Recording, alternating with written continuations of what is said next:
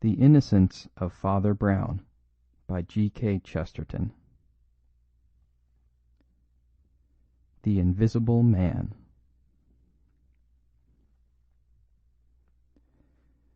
In the cool blue twilight of two steep streets in Camden Town, the shop at the corner, a confectioner's, glowed like the butt of a cigar.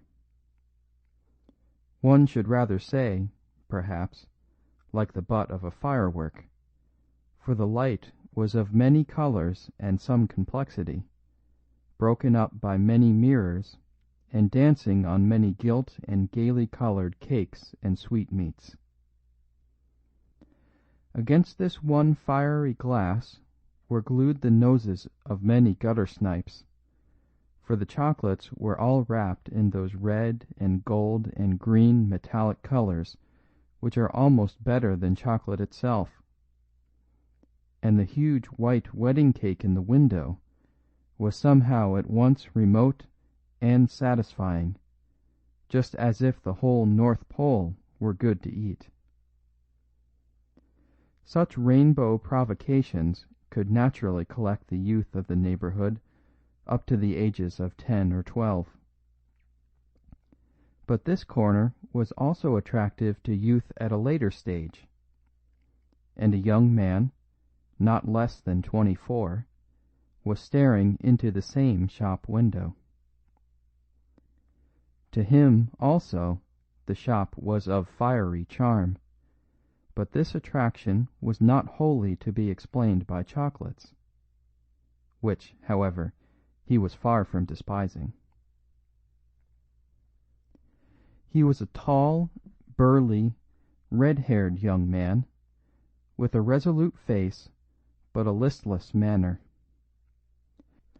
He carried under his arm a flat, grey portfolio of black and white sketches, which he had sold with more or less success to publishers ever since his uncle, who was an admiral, had disinherited him for socialism, because of a lecture which he had delivered against that economic theory.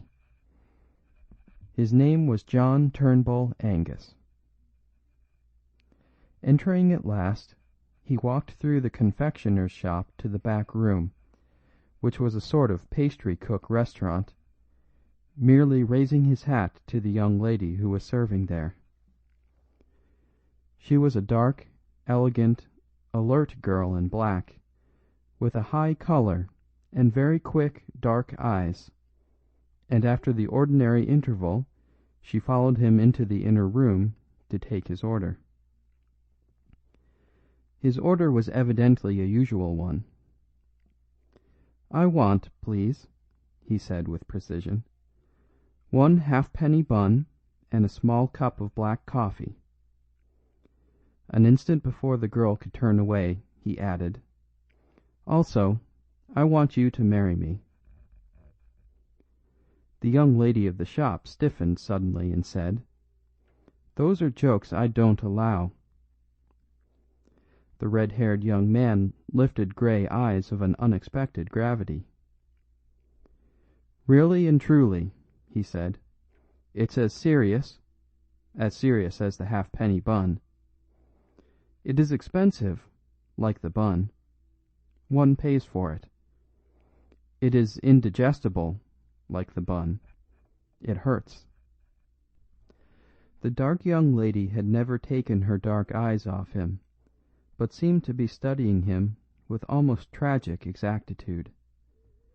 At the end of her scrutiny she had something like the shadow of a smile, and she sat down in a chair.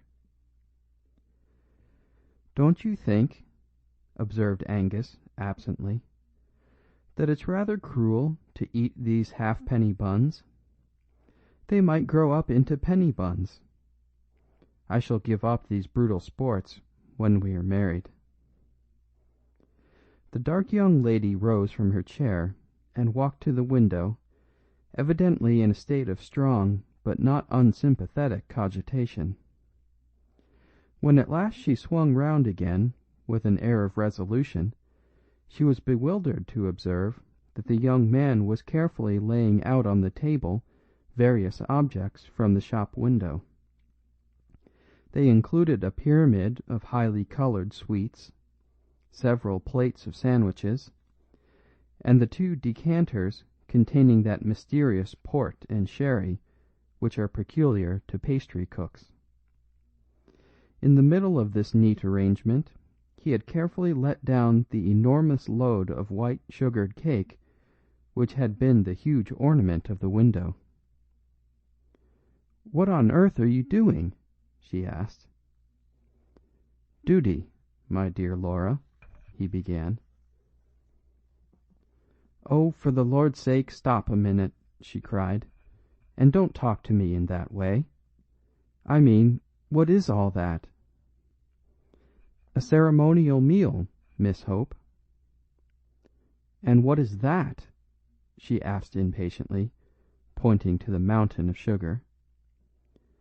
"The wedding cake, Mrs. Angus," he said. The girl marched to that article, removed it with some clatter, and put it back in the shop window. She then returned, and, putting her elegant elbows on the table, regarded the young man not unfavourably, but with considerable exasperation. "You don't give me any time to think," she said. "I'm not such a fool," he answered. "That's my Christian humility." She was still looking at him, but she had grown considerably graver behind the smile. "Mr. Angus," she said steadily, "before there is a minute more of this nonsense, I must tell you something about myself as shortly as I can." "Delighted," replied Angus gravely. "You might tell me something about myself, too, while you are about it." "Oh, do hold your tongue and listen," she said. "It's nothing that I'm ashamed of, and it isn't even anything that I'm specially sorry about. But what would you say if there were something that is no business of mine, and yet is my nightmare?" "In that case," said the man seriously, "I should suggest that you bring back the cake." "Well, you must listen to the story first," said Laura persistently. "To begin with, I must tell you that my father owned the inn called the Red Fish at Ludbury, and I used to serve people in the bar. I have often wondered," he said, "why there was a kind of Christian air about this one confectioner's shop. Ludbury is a sleepy, grassy little hole in the eastern counties, and the only kind of people who ever came to the Red Fish were occasional commercial travellers, and for the rest, the most awful people you can see, only you've never seen them. I mean little, loungy men, who had just enough to live on, and had nothing to do but lean about in bar rooms and bet on horses, in bad clothes that were just too good for them. Even these wretched young rotters were not very common at our house, but there were 2 of them that were a lot too common in every sort of way. They both lived on money of their own, and were wearisomely idle and overdressed. But yet I was a bit sorry for them, because I half believe they slunk into our little empty bar because each of them had a slight deformity, the sort of thing that some yokels laugh at. It wasn't exactly a deformity either, it was more an oddity. One of them was a surprisingly small man, something like a dwarf, or at least like a jockey. He was not at all jockeyish to look at, though. He had a round black head and a well-trimmed black beard, bright eyes like a bird's. He jingled money in his pockets, he jangled a great gold watch chain, and he never turned up except dressed just too much like a gentleman to be one. He was no fool, though a futile idler. He was curiously clever at all kinds of things that couldn't be the slightest use, a sort of impromptu conjuring, making 15 matches set fire to each other like a regular firework, or cutting a banana or some such thing into a dancing doll. His name was Isidore Smythe, and I can see him still, with his little dark face, just coming up to the counter, making a jumping kangaroo out of 5 cigars. The other fellow was more silent and more ordinary, but somehow he alarmed me much more than poor little Smythe. He was very tall and slight, and light-haired. His nose had a high bridge, and he might almost have been handsome, in a spectral sort of way. But he had one of the most appalling squints I have ever seen or heard of. When he looked straight at you, you didn't know where you were yourself, let alone what he was looking at.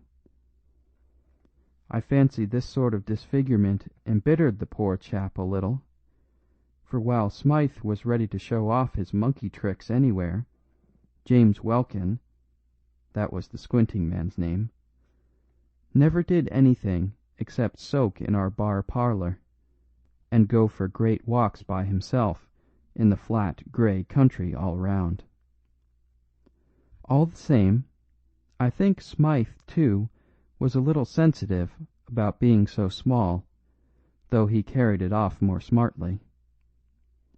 And so it was that I was really puzzled, as well as startled, and very sorry, when they both offered to marry me in the same week. Well, I did what I've since thought was perhaps a silly thing.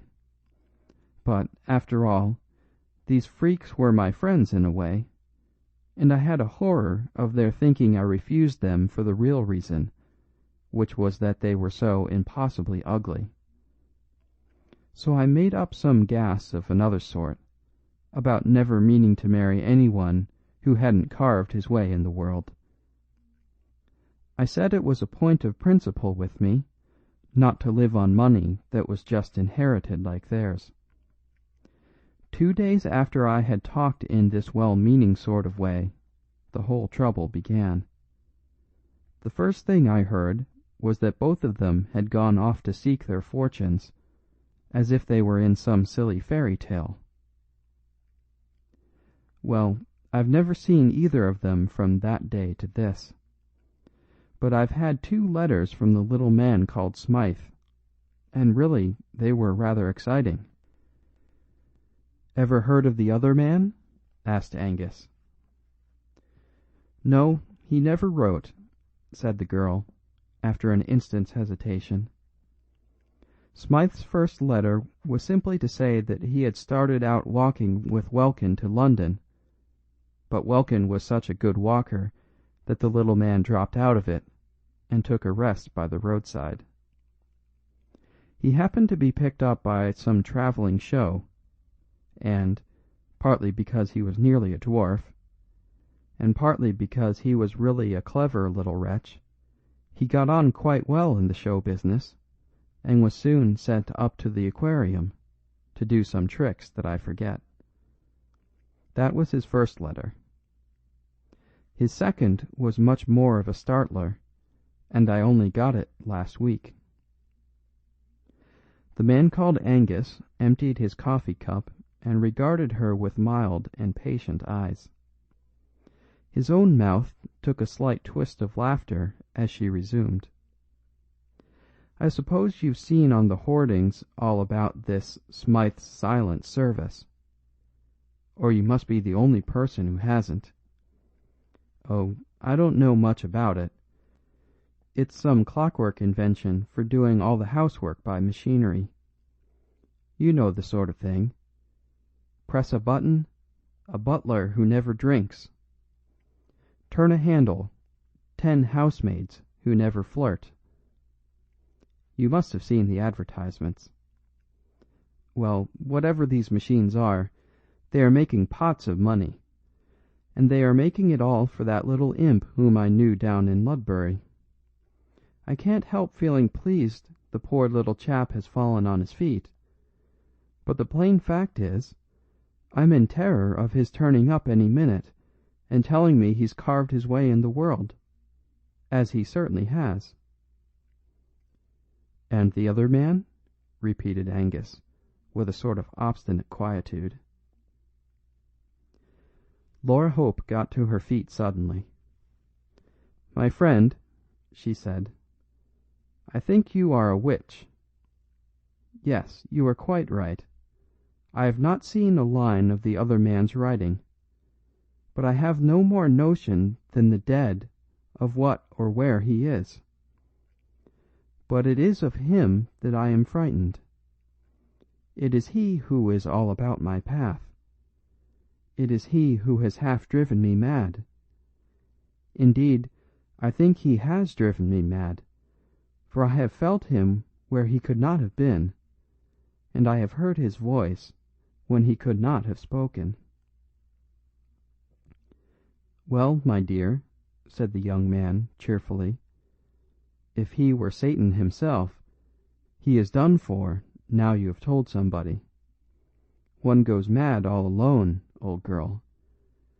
But when was it you fancied you felt and heard our squinting friend?"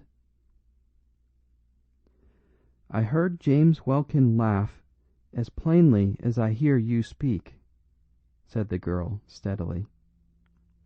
"There was nobody there, for I stood just outside the shop at the corner, and could see down both streets at once.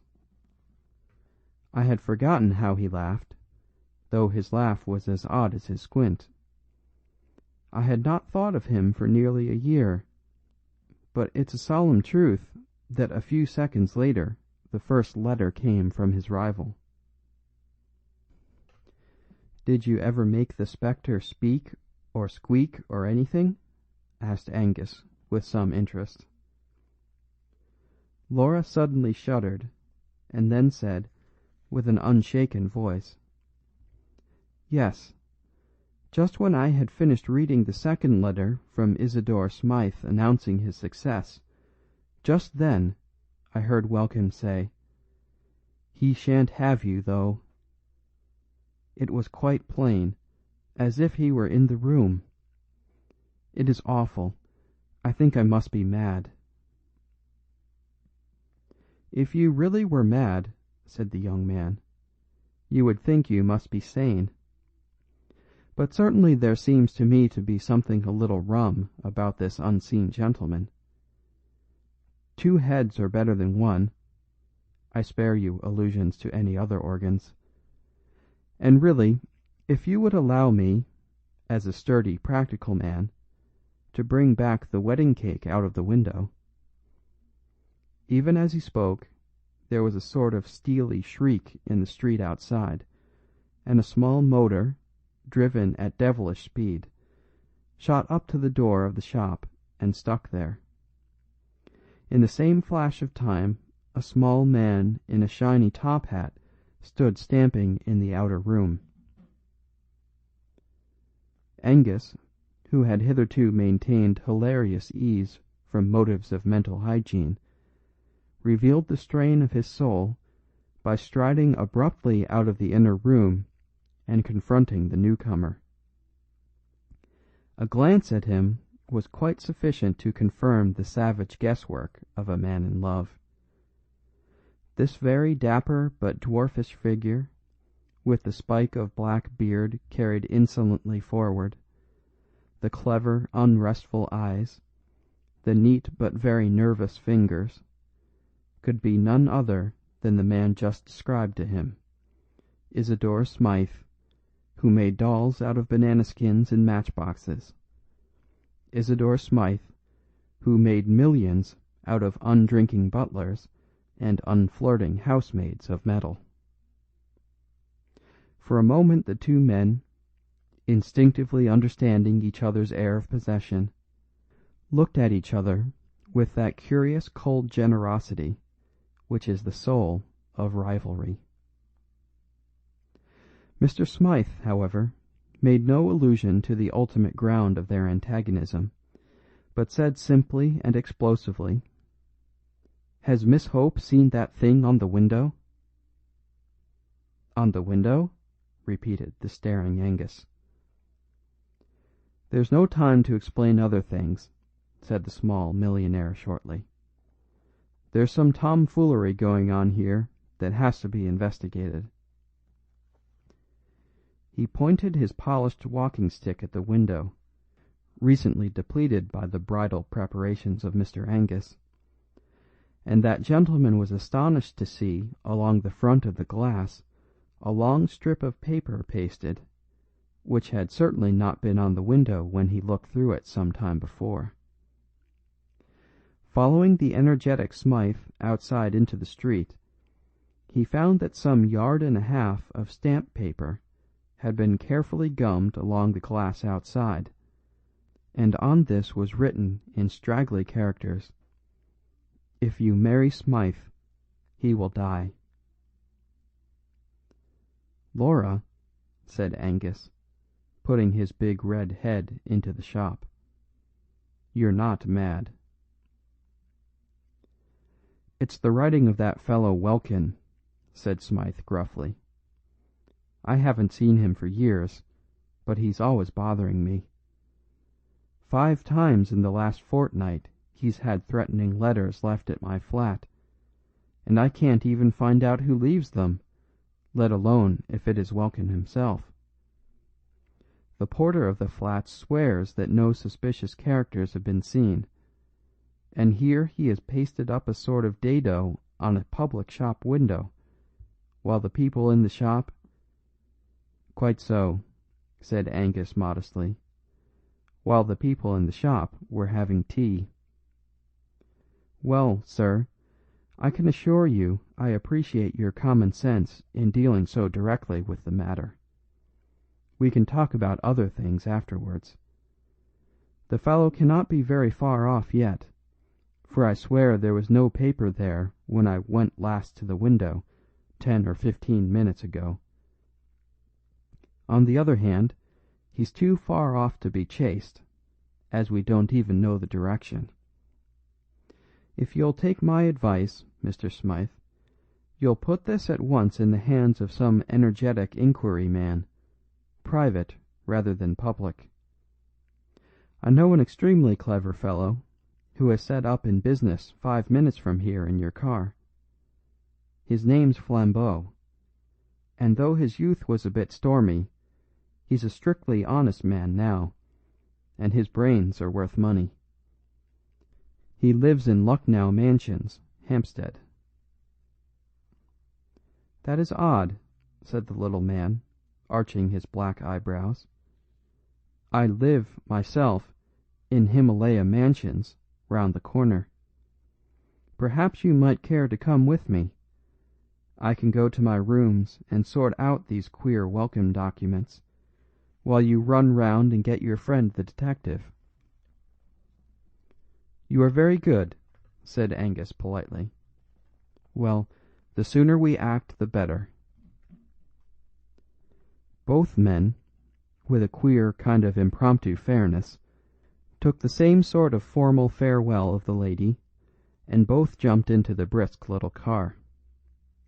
As Smythe took the handles and they turned the great corner of the street, Angus was amused to see a gigantesque poster of Smythe's silent service, with a picture of a huge headless iron doll, carrying a saucepan with the legend, "A cook who was never cross." "I'd use them in my own flat," said the little black-bearded man, laughing, "partly for advertisements, and partly for real convenience. Honestly, and all above board, those big clockwork dolls of mine do bring your coals or claret or a timetable quicker than any live servants I've ever known, if you know which knob to press. But I'll never deny, between ourselves, that such servants have their disadvantages too." "Indeed?" said Angus. "Is there something they can't do?"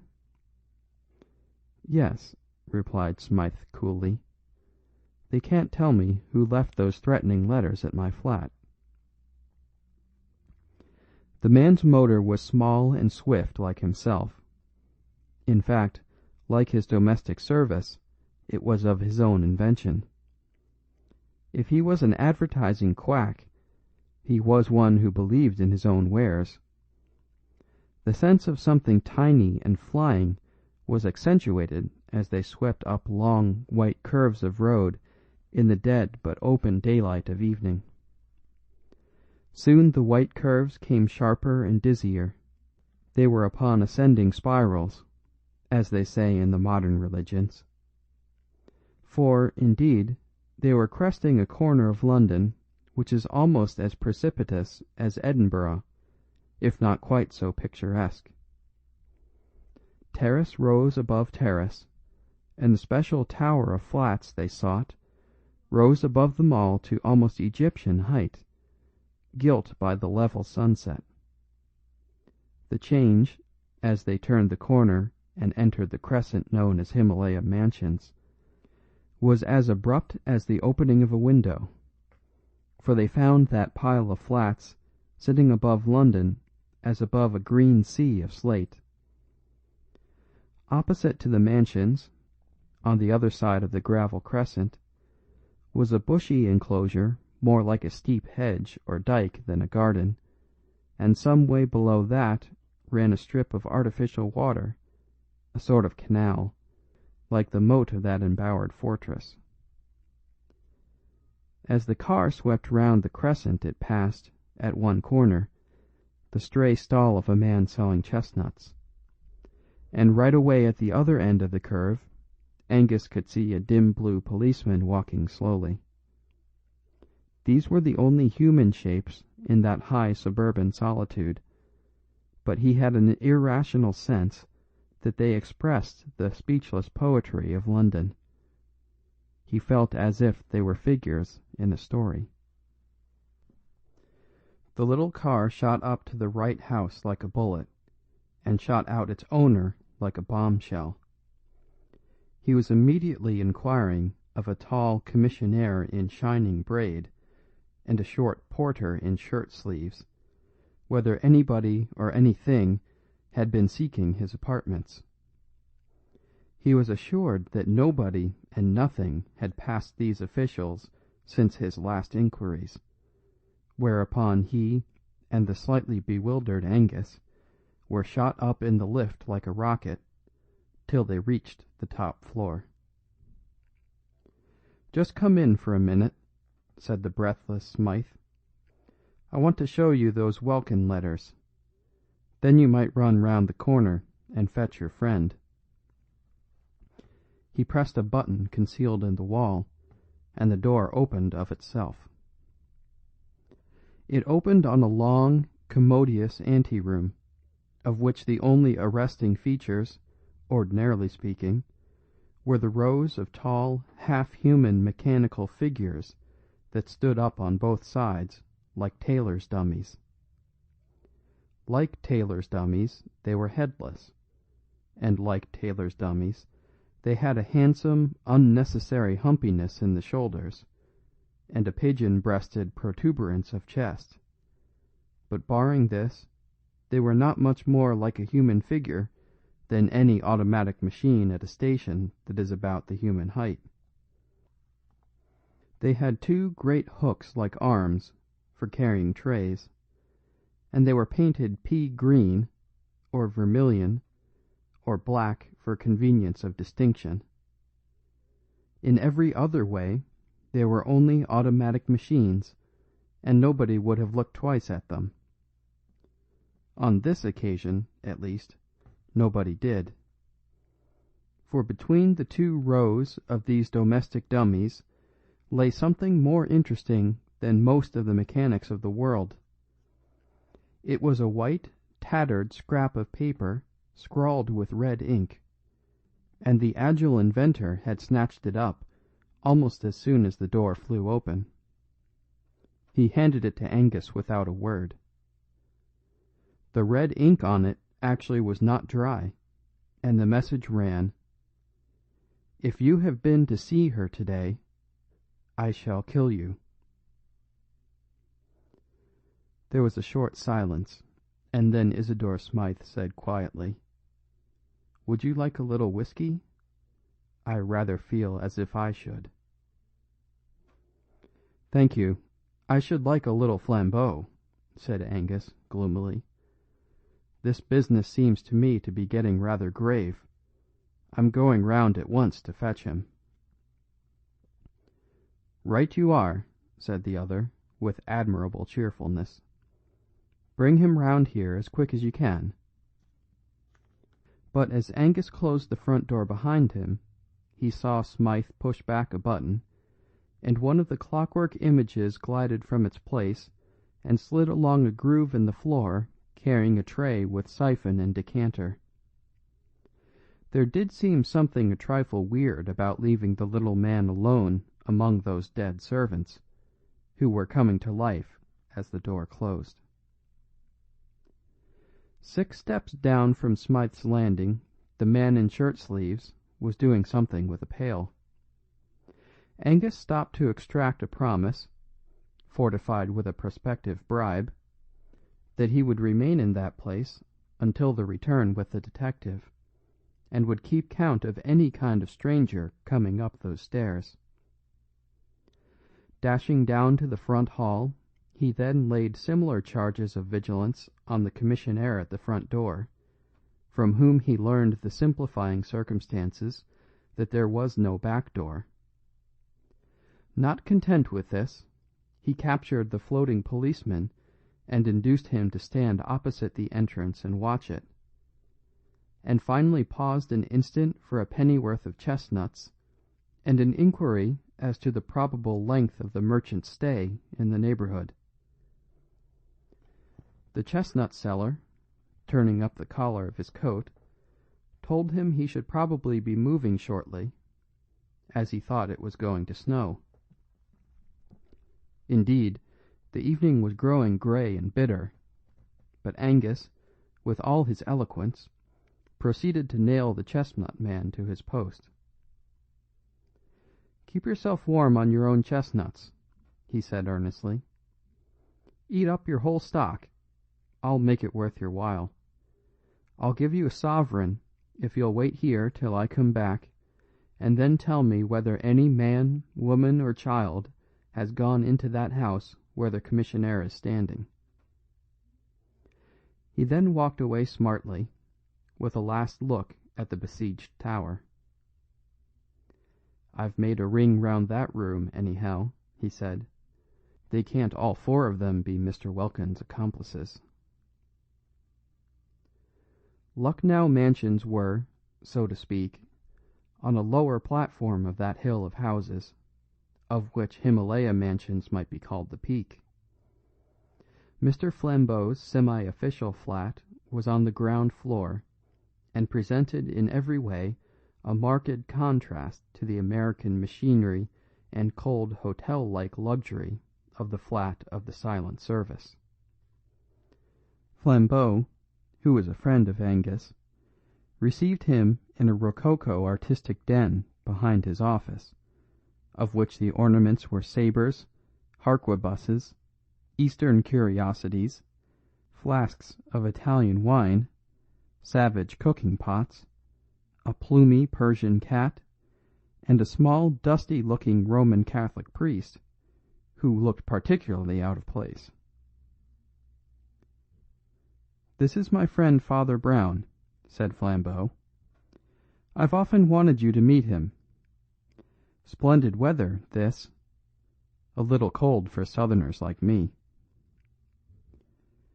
"Yes, I think it will keep clear," said Angus, sitting down on a violet-striped Eastern ottoman.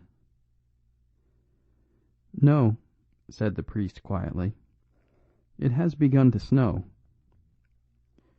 And, indeed, as he spoke, the first few flakes, foreseen by the man of chestnuts, began to drift across the darkening window-pane.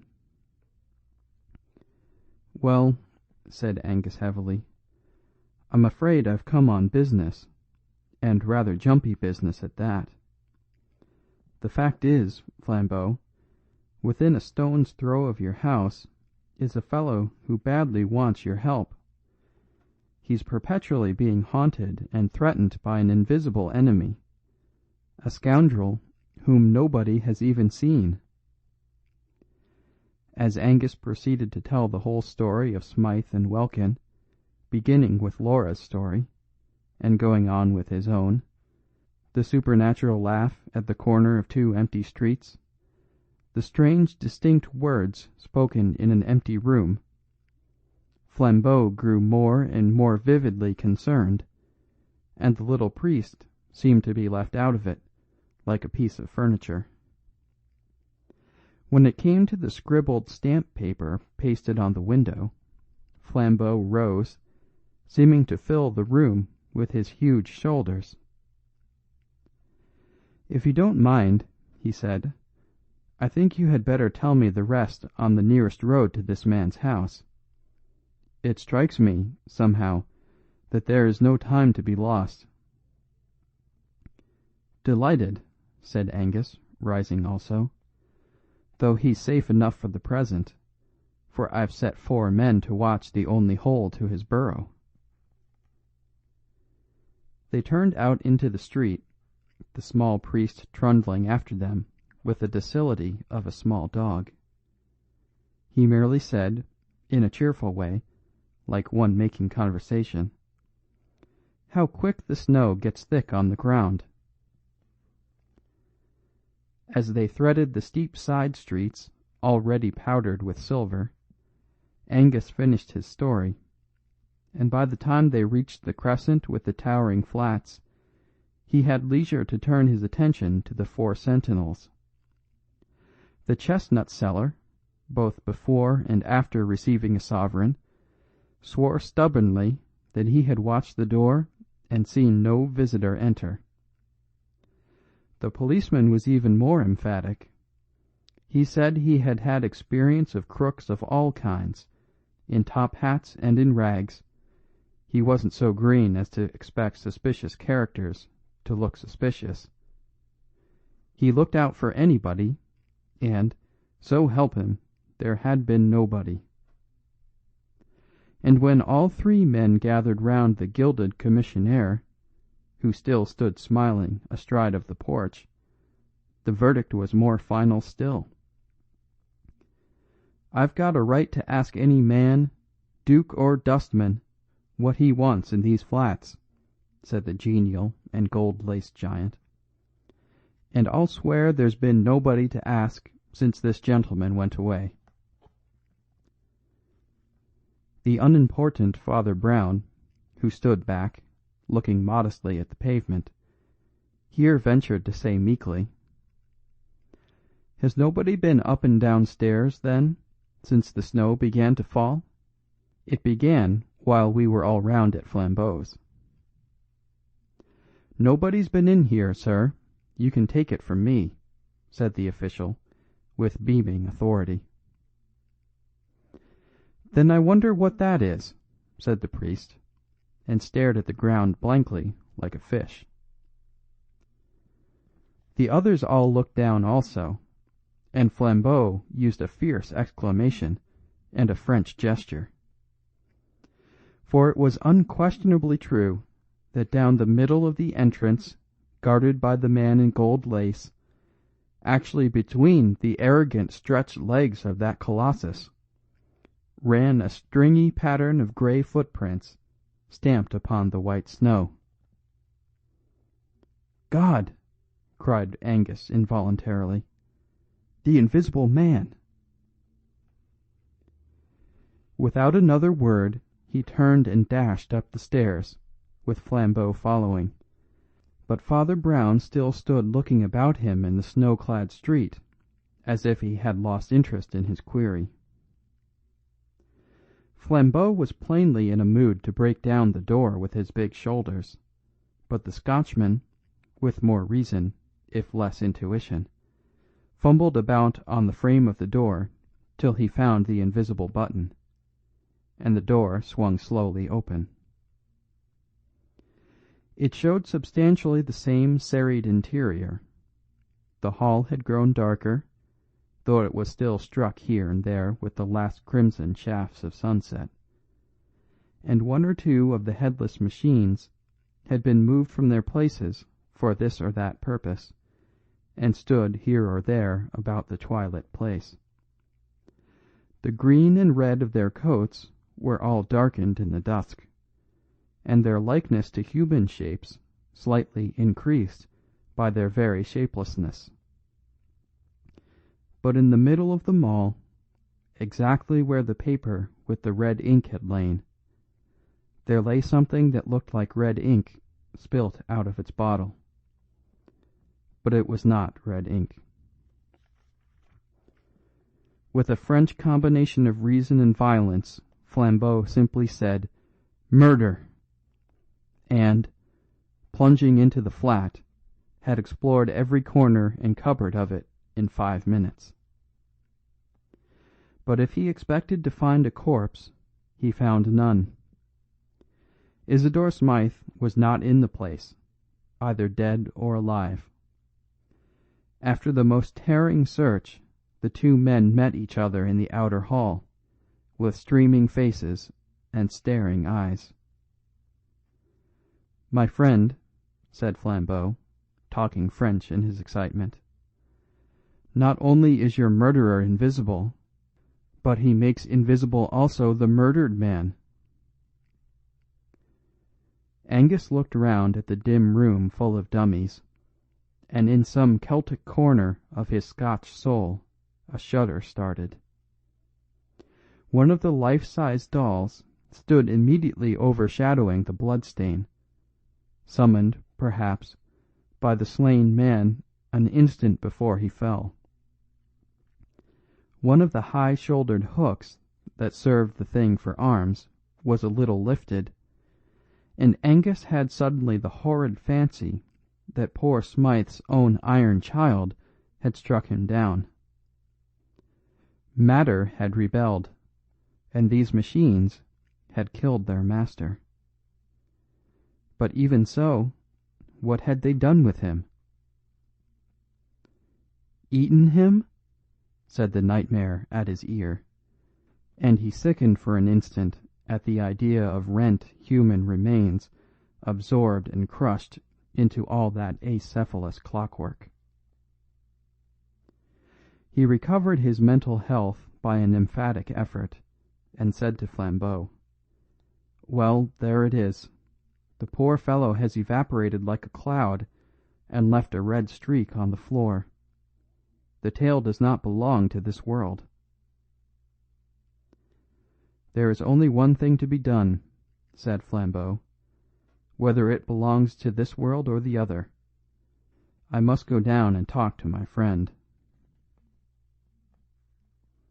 They descended, passing the man with the pail, who again asseverated that he had let no intruder pass, down to the commissionaire and the hovering chestnut man, who rigidly reasserted their own watchfulness. But when Angus looked round for his fourth confirmation, he could not see it, and called out with some nervousness, "Where is the policeman?" "I beg your pardon," said Father Brown. "That is my fault. I just sent him down the road to investigate something that I just thought worth investigating."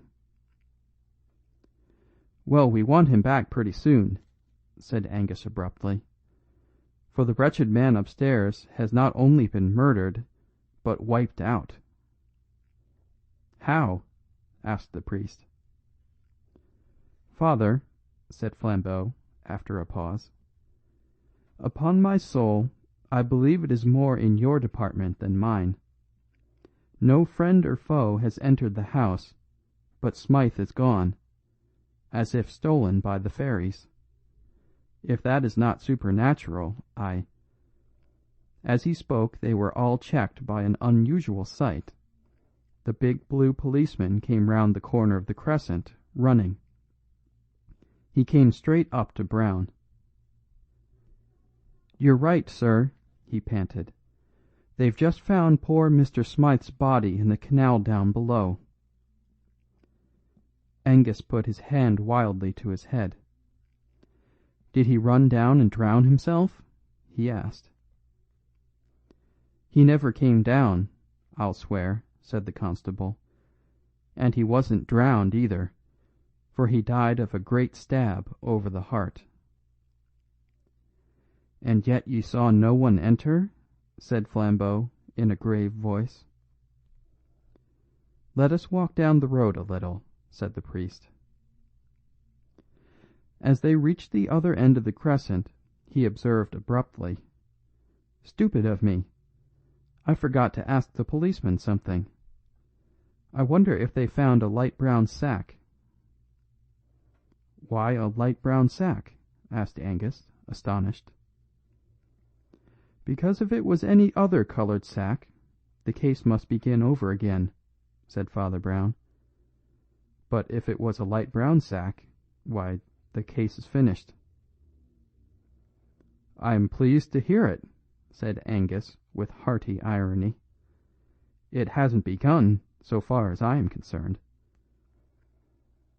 "You must tell us all about it," said Flambeau, with a strange heavy simplicity, like a child. Unconsciously they were walking with quickening steps down the long sweep of road on the other side of the high crescent, Father Brown leading briskly, though in silence. At last he said, with an almost touching vagueness, "Well, I'm afraid you'll think it so prosy. We always begin at the abstract end of things, and you can't begin this story anywhere else. Have you ever noticed this, that men never answer what you say? They answer what you mean, or what they think you mean. Suppose one lady says to another in a country house, 'Is anybody staying with you?' The lady doesn't answer, 'Yes, the butler, the 3 footmen, the parlour maid, and so on,' though the parlour maid may be in the room or the butler behind her chair. She says, 'There is nobody staying with us,' meaning nobody of the sort you mean. But suppose a doctor inquiring into an epidemic asks, 'Who is staying in the house?' Then the lady will remember the butler, the parlour maid, and the rest. All language is used like that. You never get a question answered literally, even when you get it answered truly. When those 4 quite honest men said that no man had gone into the mansions, they did not really mean that no man had gone into them. They meant no man whom they could suspect of being your man. A man did go into the house, and did come out of it, but they never noticed him." "An invisible man?" inquired Angus, raising his red eyebrows. "A mentally invisible man," said Father Brown. A minute or two after, he resumed in the same unassuming voice, like a man thinking his way. "Of course you can't think of such a man until you do think of him. That's where his cleverness comes in. But I came to think of him through 2 or 3 little things in the tale Mr. Angus told us. First, there was the fact that this Welkin went for long walks. And then there was the vast lot of stamp paper on the window. And then, most of all, there were the 2 things the young lady said, things that couldn't be true. Don't get annoyed," he added hastily, noting a sudden movement of the Scotchman's head. "She thought they were true. A person can't be quite alone in a street a second before she receives a letter. She can't be quite alone in a street when she starts reading a letter just received. There must be somebody pretty near her. He must be mentally invisible." "Why must there be somebody near her?" asked Angus. "Because," said Father Brown, "barring carrier pigeons, somebody must have brought her the letter." "Do you really mean to say," asked Flambeau with energy, "that Welkin carried his rival's letters to his lady?" "Yes," said the priest. "Welkin carried his rival's letters to his lady. You see, he had to." "Oh, I can't stand much more of this," exploded Flambeau. "Who is this fellow? What does he look like? What is the usual get-up of a mentally invisible man?" "He is dressed rather handsomely in red, blue, and gold," replied the priest promptly with precision. "And in this striking, and even showy, costume he entered Himalaya Mansions under 8 human eyes. He killed Smythe in cold blood, and came down into the street again carrying the dead body in his arms." "Reverend sir," cried Angus, standing still, "are you raving mad, or am I?" "You are not mad," said Brown, "only a little unobservant. You have not noticed such a man as this, for example." He took 3 quick strides forward, and put his hand on the shoulder of an ordinary passing postman who had bustled by them unnoticed under the shade of the trees. "Nobody ever notices postmen, somehow," he said thoughtfully. "Yet they have passions like other men, and even carry large bags where a small corpse can be stowed quite easily." The postman, instead of turning naturally, had ducked and tumbled against the garden fence. He was a lean, fair-bearded man of very ordinary appearance, but as he turned an alarmed face over his shoulder, all 3 men were fixed with an almost fiendish squint.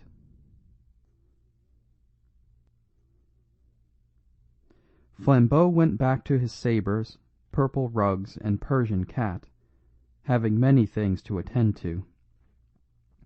John Turnbull Angus went back to the lady at the shop, with whom that imprudent young man contrives to be extremely comfortable. But Father Brown walked those snow-covered hills under the stars for many hours with a murderer, and what they said to each other will never be known. End of The Invisible Man.